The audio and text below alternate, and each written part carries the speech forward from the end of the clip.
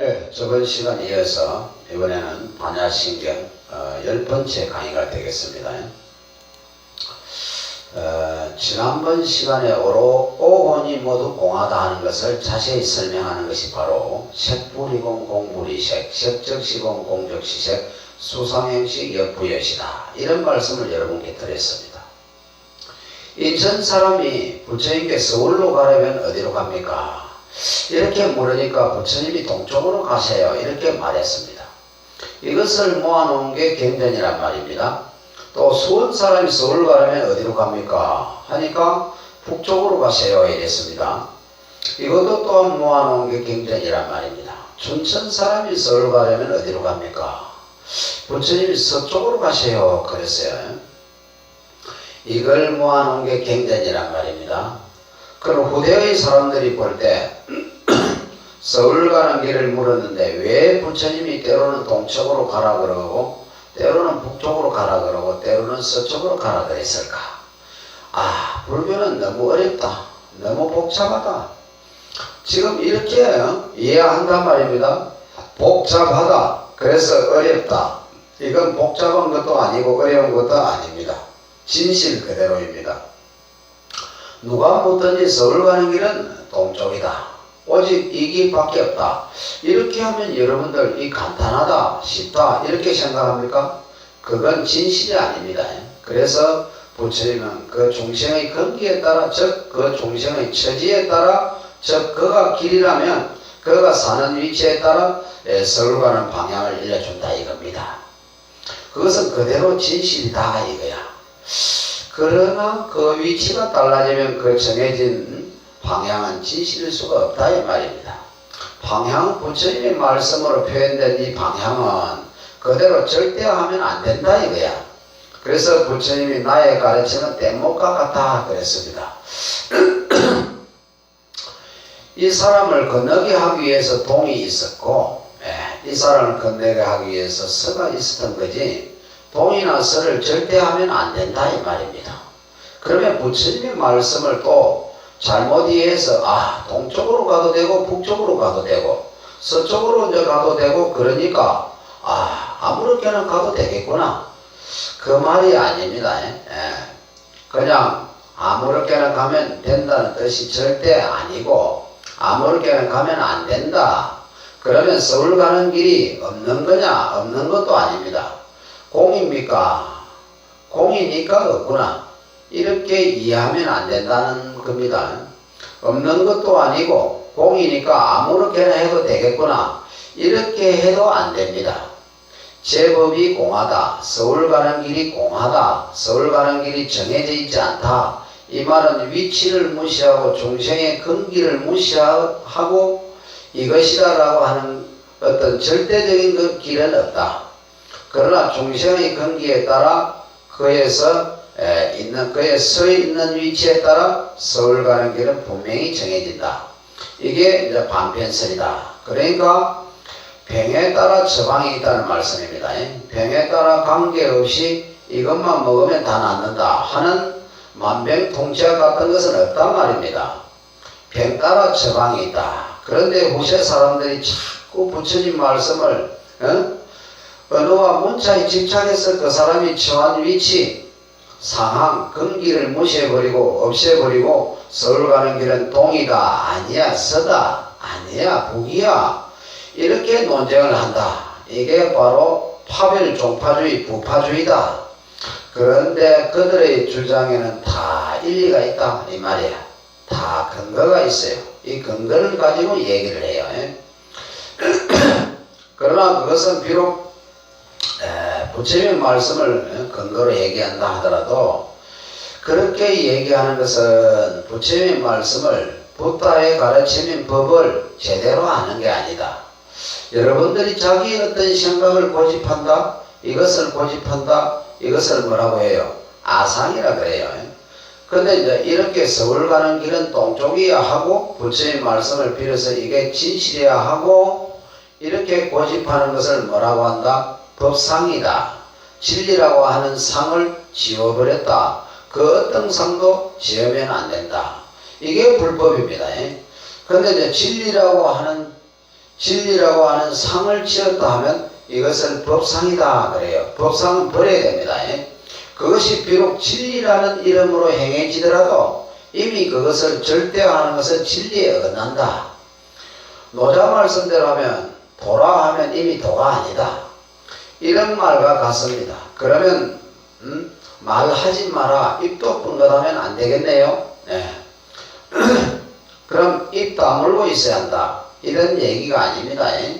인간의 의사를 가장 잘 전달할 수 있는 방법이 뭡니까? 말입니다.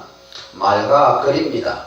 그러나 말과 글은 마음을 가장 잘 전달할 수 있는 수단이긴 하지만은 우리의 마음을 온전하게 전달할 수 있는 수단은 아니다. 그러니까 말과 글은 절대화하면 안 된다.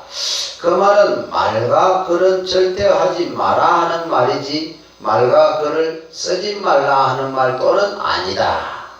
자, 그런 데서 불법이 오랜 세월을 역사 속에 흘러가면서 이렇게 이제 오류를 범했다. 부처님의 말씀을 그대로 온전하게 보존해 간다고 하지만은 즉 행식은 그대로 지키는데 이미 내용은 잃어버렸다. 법칙에 떨어졌다. 법상에 사로잡혔다. 그러기 때문에 이때는 어떠냐? 법칙을 버려라, 법상을 깨라 이렇게 말한다. 그러니까 이 오온설이 이렇게 요소설로 잘못 이해하고 있기 때문에 그것을 바로잡기 위해서 오온이 모두 공하다는 말은 오온을 구성하는 그 하나하나 다 뭐다? 공하다. 거기에는 어떤 실체도 없고 고정불변한 것도 없다 이겁니다. 자, 그렇기 때문에 이 색이라는 말이 등장을 한다 그 말입니다.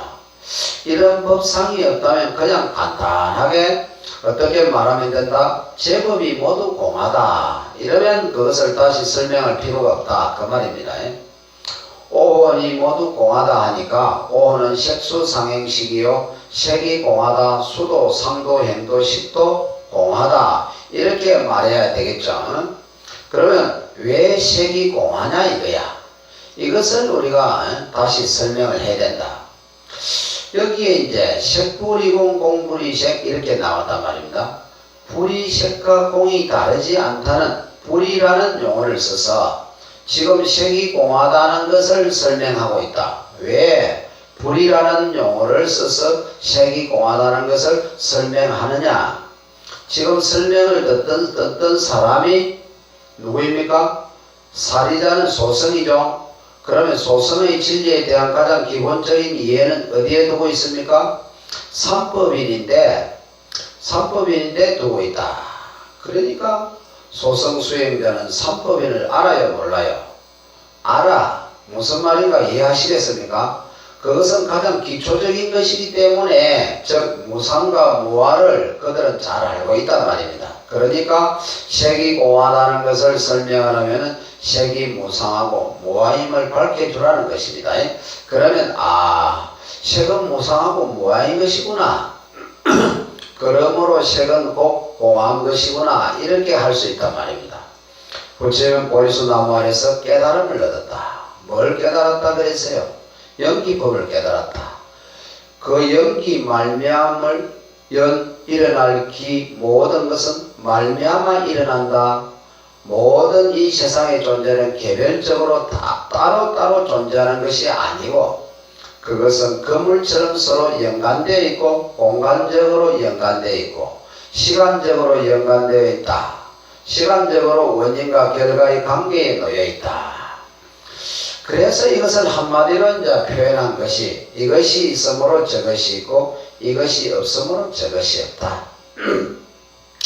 이것이 일어남으로 저것이 일어나고 이것이 사라지면 저것도 사라진다. 앞에 것이 무아, 뒤에 것이 무상이란 말입니다. 그러면 먼저 우리가 무상에 대해서 한번 공부를 해보자. 무상, 재행무상 이렇게 말하죠.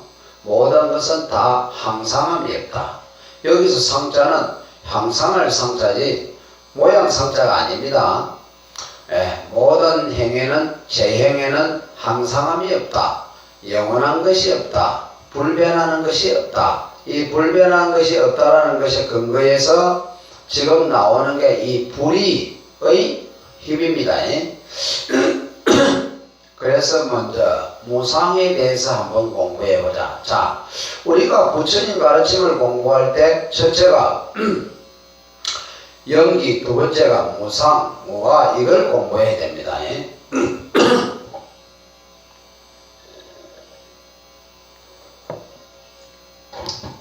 그러니까 영기가 곧 무상이고 무아이기 때문에 무상, 이 세상에 존재하는 그 어떤 것도 영원하거나 변하지 않는, 불변하는 것은 없다. 즉 모든 것은 다 변한다, 이런 말입니다.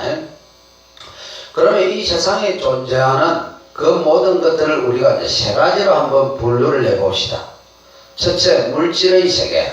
그러니까 물질의 기초에서 물질과 다른 게 하나 있는데 그게 뭘까요? 생명의 세계. 생명을 기초하면서 생명보다 한차원 높은 게 이게 뭘까? 정신세계. 이 물질세계, 생명세계, 정신세계, 이 세 가지에 다 한번 적용해 보자. 물질세계에 적용하면 물질이 어떠냐? 옛날부터 내려오는 거라고 하면 물질의 가장 대표적이고 가장 큰 게 뭐예요? 우주예요. 우주. 이 우주는 뭐라고 하셨나? 성주개공한다 이랬어요. 이 우주라는 것은 항상 이렇게 있는 게 아니고 이루어지고 머무르고 흩어지고, 즉 붕괴가 되어버리고 그 다음에 흔적도 없이 사라져버린다. 이루어지고 머무르고 그 상태를 유지한다, 그 말입니다. 이루어지고 머무르고 주, 그 다음에 붕괴가 되고 괴, 그 다음에 사라져서 텅 빈 아무것도 없는 상태로 가버린다, 공. 이렇게 해서 성주개공한다. 이게 진실입니다. 오늘날 과학적으로 이게 진실입니다. 여러분들 저 낮에 제일 밝게 빛나는 게 태양 아닙니까? 그죠? 태양은 오늘날 과학적인 설명에 의하면 형성된 것이 약 60억 년 정도 된다 그래요. 60억 년. 그러면 수명이 어느 정도 되느냐? 한 100억 년 정도 된다 이럽니다. 그럼 이런 태양과 같은 별 스스로 빛을 내는 이 형성은 어떻게 이루어지느냐? 이 밤하늘에 있는 수많은 별들을 그 밝기의 등급과 그 빛깔의 스펙트럼을 갖고 그 그래프로 이제 표시해 보면 이 별이 각각 위치합니다. 이 이제 그래프를 HR도라 그래. HR도라가 있어. 거기를 그래 보면 이 별들이 생성 소멸을 한다는 것을 알 수 있어요. 저 밤하늘에 있는 별은 우리가 볼 때는 영원하다. 영원히 영원한 게 맞습니다. 여러분들 사는 게 평생 100년밖에 안 되니까 100년의 시간으로 수십억 년의 시간을 볼 때는 저것은 무한대입니다. 그렇기 때문에 영원한 것처럼 보이지 우주의 시간으로 볼 때는 그것이 영원한 게 아닙니다. 저것도 생성 소멸을 거듭한다. 그러니까 밤하늘에 있는 별들은 지금 생성되는 것도 있고 유지되는 것도 있고 붕괴되는 것도 있고 소멸로 나아가는 거 있다 이 말입니다. 그러니까 우주의 별들이 생성 소멸한다, 성주개공한다. 이건 그대로 진실입니다. 이거는 현대의 과학에서 그대로 진실로 인정이 된다. 모든 종교 온갖 철학에서 영원하다 하지만은 불법은 아주 그 옛날부터 우주는 성주개공한다 이렇게 이제 말했습니다.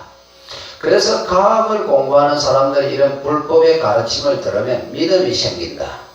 신을 믿는다는 이런 믿음이 아니고 그 불법의 가르침이 너무나 정확하기 때문에 믿음이 생긴다. 자, 그러면 우리가 또 하나 더 좁혀서 지구상에서 우리가 영원하다고 할 때 주로 맹세할 때 어디에 두고 많이 맹세합니까? 바위를 두고 주로 맹세를 많이 하죠. 그죠? 그 바위는 천년의 세월이 지나도 만년의 세월이 지나도 그 모양 그대로 있다 이렇게 생각하지 않습니까? 그런데 그렇지 않습니다. 저 바위도 어떠냐? 원래 암석입니다. 암반 큰 암석 이건 암석은 이제 마그마가 식어서 되기도 하고 또는 퇴적이 돼서 굳어져서 이제 되기도 하고 큰 암석이 있다. 그 암석이 좀 크게 깨어지면 뭐가 됩니까? 바위가 되죠. 그게 좀 작게 깨어지면 뭐가 됩니까? 돌멩이가 됩니다. 그게 더 작게 깨어지면 자갈이 되고 더 작게 깨어지면 모래가 되고 더 작게 깨어지면 뭐 흙입니다. 근데 이렇게 이제 모래와 자갈과 흙이 자국자국 쌓여서 입력을 다시 굳어지면은 뭐가 됩니까? 암석이 됩니다. 그럼 또 그것이 또 똑같이 되풀이 됩니다. 그러니까 누가 있어서 바위 따로 만들고 암석 따로 만들고 돌멩이 따로 만들고 자갈 따로 만들고 모래 따로 만들고 흙 따로 만들고 필요가 있습니까? 없어요. 이렇게 변해가고 있는 겁니다. 또 우리가 사는 이 인자의 대지는 어떠냐? 원래 첫 번째 이 대지가 있었다. 이걸 우리는 이제 원지행이라 그래요. 그러면 이제 비가 와서 골짜기가 파헤칩니다. 그럼 이것을 윤영기라 그럽니다. 들어보셨죠? 윤영기. 이제 더 파져서 이렇게 V자로 이렇게 쭉 날카롭게 쓰면 뭐라고 해요? 장영기라 그럽니다. 장영기. 그러면 더 깎여가지고 구름처럼 되면 뭐라고 한다? 노년기라 그럽니다. 그럼 다시 팽팽해지면 준평원이다 그래요. 이게 이제 깎여 나오면 다시 이게 융기합니다. 밑에서 위로 올라온다 그래요. 그러면 또 시작이 되는 것입니다. 이것을 우리가 데이빗의 지행 윤회설이다 그래요. 데이빗의 지행 윤회설이다. 이건 누가 만들 필요가 있습니까? 없습니까? 누가 만들 필요가 없어요. 이렇게 변해가는 겁니다. 그러니까 저 우주도 그렇고 이 물질세계, 이 대지 이런 것이 다 이렇게 변해가고 있습니다. 그런데 우리는 너무 이 관찰하는 시간이 좁고 이거는 변화의 속도가 느리고 그 변화의 시간이 길기 때문에 우리 눈에는 그것이 관찰이 안 되는 겁니다. 그러니까 우리 눈에는 변하지가 않는 거죠. 그처럼 착각을 하는 겁니다. 쉽게 얘기하면 아침에 태어났다가 저녁에 죽는 하루살이가 내일 또 해 뜨는 줄 알 수 있을까요? 없어요. 오늘 해지면 끝인 줄 알아. 지구의 종말이라. 1년 초가 겨울 지나면 끝인 줄 알지 내년에 또 봄이 오면 알 수 있을까? 없어요. 그러니까 봄의 시작이 되어서 겨울이 끝인 줄 알아. 시작과 끝인 줄 알아. 그러나 그것은 그렇지 않아요. 다시 또 봄이 오는 겁니다. 우리가 100년 사는 이 인생을 가지고 짧은 시간을 가지고 이 긴 우주적 시간 이런 것을 바라보니까 그것은 변하지 않는 것처럼 보일 뿐이지 변하지 않는 것은 아니다. 그러면 우리가 죄가 많아서 이런 진실을 모르는 것이 아니라 우리가 관찰하는 폭이 너무 좁기 때문에 이런 착각 현상이 생기는 겁니다. 알아들으시겠죠? 이해갑니까? 보살들 뭐 가요 안 가요? 뭐 가만히 멍청히 앉아있어요. 이렇게 깊이 설명을 하는데도. 그러니까 이제 이 착각으로 인해서 우리는 여러 가지 사물을 잘못 알기 때문에 착각으로 인한 무지, 그 무지로 인해서 인생의 온갖 고통이 생긴다. 이게 우리 고뇌의 근본이고 그래서 우리가 이 무지를 깨뜨린다. 즉 착각에서 깨어나서 진실을 보게 되면 우리들의 고뇌는 다 사라진다. 이렇게 우주는 성주개공한다. 그 다음에 또 두 번째, 물질이 고도로 결합을 하는데 그냥 결합하는 게 아니고 어떤 설계도가 있어서 그 설계도에 따라 결합을 하게 되면 그 물질과는 전혀 다른 새로운 작용이 일어난다. 신진대사라고 하는 새로운 작용이 일어난다. 자기와 똑같은 것을 만들어내는 복제의 현상이 일어난다. 그러면 이걸 뭐라고 한다? 생명이다 이렇게 말합니다. 그러니까 생명의 어떤 특이한 작용에 따라도 그 설계도를 분해해서 완전 해체시켜버리면 뭐가 된다? 그래 물질이 되는 겁니다. 쉽게 이해하려면 자동차를 구성하는 데 부품이 한 2만 개 되는데 그 부품이 2만 개를 큰 바구니에 그냥 담아 놓으면 자동차가 가나? 안 가요. 안 가지요. 소리가 나나요? 안 나요. 헤드라이트 불이 있어요? 그런데 그것을 설계도에 따라서 이 꼬이 해서 잘 조립을 해놓으면 이게 움직이기도 하고 이게 소리도 내고 이런 현상이 일어납니다. 그것처럼 설계도 이게 유전자입니다. 아시겠어요? 예. 그 유전자에 따른 물질이 잘 조립이 되면 이 신진대사 작용이 일어난다. 이것을 생명이라고 합니다. 그러니까 이 생명이라는 것은 어떠냐? 언제나 생겨남, 태어남이 있어요. 그리고 이것은 시간이 되면 늙고 그 다음에 병들고 그 다음에 죽는다. 이런 현상이 있습니다.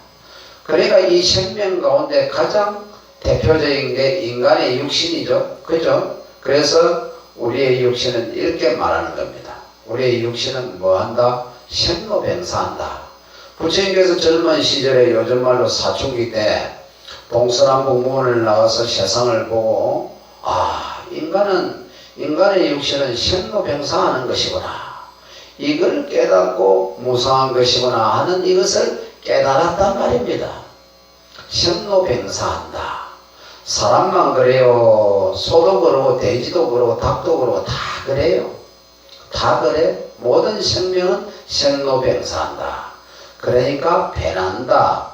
그러면 이러이러한 생명현상 가운데서 이 생명현상이 더 고도로 발전하면 이 단순한 생명현상만 갖고 이러한 게 아니라 거기에 다른 프로그램을 깔고 예를 들면 컴퓨터를 아주 최신형으로 잘 만든 게 인간의 육신이라면 거기에 소프트웨어를 아주 잘 깐 게 뭐다? 현대인이다. 이런 말입니다. 아시겠습니까? 그러면 우리가 현대인은 호모시피엔서, 호모사피엔스라 그래요. 호모사피엔서. 쉽게 말하면 크로마능의 구성이다. 후손이다. 이렇게 말해요. 이 현생 인류가 이 지구상에 난 것은 한 15만 년 정도 된다. 이렇게 말해요. 그러면 그때부터 지금까지 이 하드웨어 이것은 특별히 개선된 게 없습니다. 아시겠어요? 그러면 그때부터 지금까지 인류 문명이 오면서 빠른 속도로 문명이 지나고 왔는데 여기는 주로 뭐가 개선됐다? 소프트웨어가 개선됐다. 프로그램이 아주 새로운 게 이제 만들어져요. 그래서 저 원시인 어린 아이에게도 이 프로그램을 깔아 그냥 현대인이 되어버립니다. 여러분들이 낳은 애도 인간 사회에서 격리시켜서 돼지 우리에서 키워버리면 이 프로그램을 안 깔면 그냥 돼지 흉내내고 삽니다. 아무리 좋은 컴퓨터도 거기다가 오락게임만 집어넣어서 하면 오락밖에 못 쓰게 됩니다. 그러니까 옛날 사람들이 물질에 대한 이해도 부족하고 생명에 대한 이해도 부족하고 인간의 정신 현상에 대한 이해도 이제 부족할 때 이러쿵 저러쿵 한 얘기를 종교란 이름으로 지금도 계속적으로 믿고 있다면 그건 어리석은 일입니다. 종교라는 이름으로 그것을 다 합리화하면 안 됩니다. 우리는 진실에 접근해 가야 된다. 우리는 법을 공부하는 자들이고 우리는 진실이 어떤가? 이 이치를 알아서 우리의 괴로움과 이 번뇌가 어떻게 해서 생겨났느냐. 이렇게 이치를 잘못하는 데서 생겨났구나. 그렇게 해서 그 이치를 바르게 깨닫고 바르게 행하게 되면 번뇌가 사라져서 여러분들이 행복하고 자유로운 삶을 살 수가 있다 이 말입니다. 이 정신현상, 이 정신현상을 우리 사람에게 접근하면 쉽게 얘기하면 뭐라고 한다? 마음이다 이렇게 말하죠. 이 물질현상을 불교에서는 뭐라고? 우주라고 말했고 이 생명현상을 그냥 육신이라고 말했고 이 정신현상을 그냥 마음이라고 말했다 이 말입니다. 우리의 마음은 뭐한다? 생유임해란다. 한 생각 쑥 나왔다가 그 생각 유지되다가 그 생각 흩어지고 생각이 없다가 또 한 생각 쑥 나오고 우리의 마음이라는 것은 쭉 끌듯이 그냥 생겨났다가 사라지고 생겨났다가 사라지고 이런 겁니다. 그래서 이 마음을 여실히 관찰해 보면 관심, 마음을 있는 그대로 관해보면 무상하다. 이 관심 무상입니다. 사념처. 우리가 진리를 관할 때 네 개를 관해야 됩니다. 우리의 몸이 관하는 것, 우리의 느낌을 관하는 것, 우리의 마음을 관하는 것, 법을 관하는 것, 이 네 개가 있습니다. 우리의 몸을 관하면 몸은 애지중지하지만은 몸을 성스럽다 할 것도 없다. 관심, 부정, 우리의 이 느낌, 여러분들 기분 다 있죠? 기분. 그것을 여실히 관찰하면 고다. 이것을 뭐라고 하냐 하면 관수식이고, 간수식. 예, 이렇게 말합니다.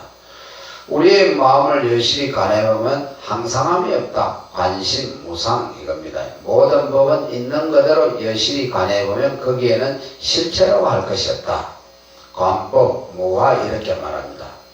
이게 사념처, 우리가 깨달음의 길로 가는데 가장 중요한 게 관해야 할, 깨쳐야 할 이치입니다. 예. 이 위파사나 소승불교에서의 수행법의 위파사나에서 가장 핵심된 가르침이다. 이 말입니다. 그게 관심, 무상이죠. 여기 무상을 얘기할 때 우리의 마음은 어떻다고? 생주이멸한다. 마음이라는 것은 일어나고 사라지고 일어나고 사라지는 거다.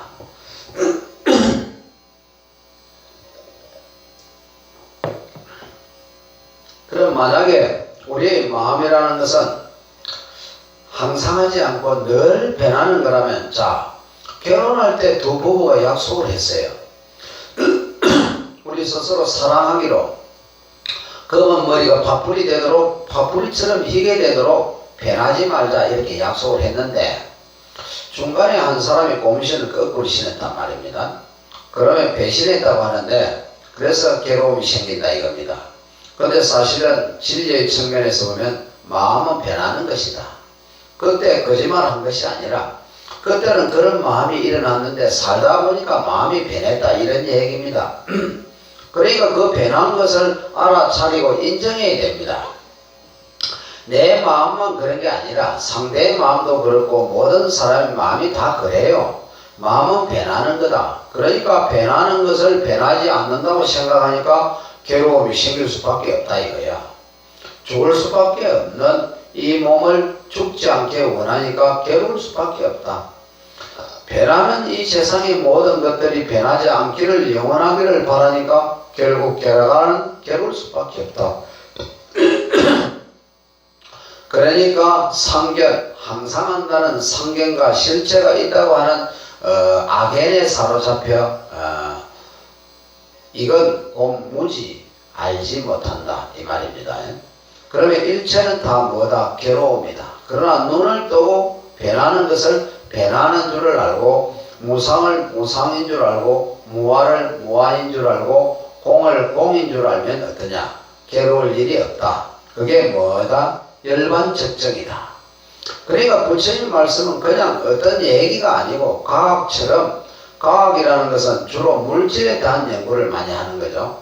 그런데 그 부처님의 말씀은 주로 우리의 마음에 대해서 연구를 많이 하셨어요. 마음이 어떻게 작용하느냐? 왜 괴로움이 생기느냐? 괴로움이 생기느냐? 이 괴로움에서 벗어나려면 어떻게 해야 하나? 이런 마음의 작용, 마음의 법칙을 확연히 깨뜨려서 괴로움이 일어날 수 있는 그런 요인들을 없애버리면 괴로움은 사라진다 이 말입니다. 근데 이 부처님께서 깨달으신 이 마음법이 마음에만 적용되고 생명에는 적용이 안 되고 물질에는 적용이 안 되느냐? 아니다.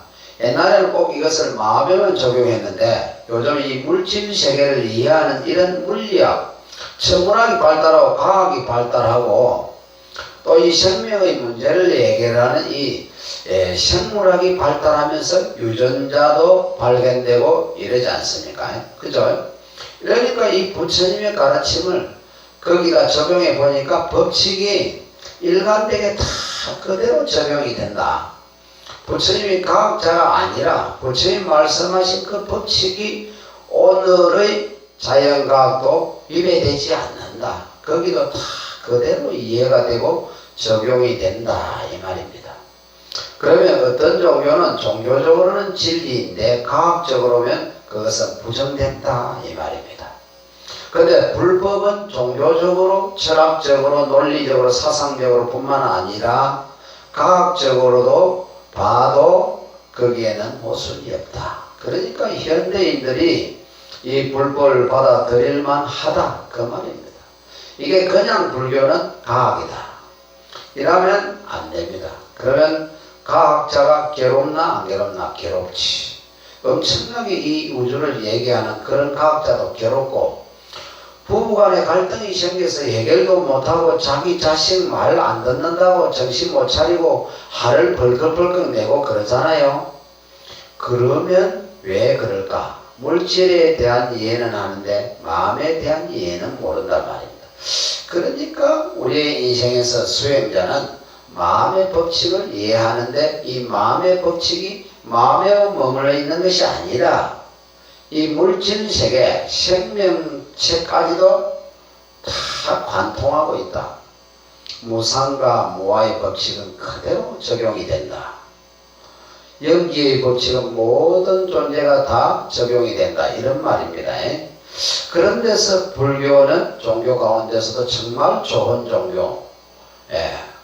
종자는 무슨 종자냐? 어떤 종자. 그러니까 가장 어떤 데는 가르침이 종교인데, 불법이야말로 이 세상의 많은 가르침 가운데 가장 어떤 데는 가르침이다 라고 할 만하고, 또 세상에서 말하는 그냥 종교라 하는 것은 신을 인정하고 신에 기이하고 이런 종교로, 만약에 종교의 의미로 울타리를 친다면 불교는 종교를 넘어서 있다. 이 불법을 종교의 울타리를 가둬버리면 이거는 불교의 큰 장점을 죽여버린다. 그러니까 우리 불자들이 종파별로 네 종파가 낫네, 내 종파가 낫네 이런 것도 넘어서야 되고, 또 나아가서는 이 종교가 낫니 내 종교가 낫냐 하는 것도 다 넘어서야 되고, 또 나아가서는 종교니 과학이라는 것도 넘어서야 됩니다. 그렇게 일체를 초월하고 일체를 표용하는 관점에 딱 서서 진리 논쟁을 할 수 있어야 됩니다. 그래야 불법의 위대성을 할 수가 있다. 자, 그럼 오늘 공부한 것은 뭘 공부했습니까? 재행무상, 일체는 다 변한다. 그것이 물질세계든 생명세계든 그것이 정신세계든, 즉 우주든 육신이든 마음이든 다 변한다. 변하지 않는 것은 없다 이거야. 그런데 우리들이 고뇌는 변하는 것을 변하지 않는다고 고집하고 변하지 않는다고 착각하는 데서 변화의 현상이 일어날 때 자기 뜻대로 안 되고 괴로워한다. 그러니까 변화로 받아들이게 되면 여러분들이 이 현상에 부딪혀서 괴로울 일이 없어진다. 자, 오늘은 여기까지 하겠습니다.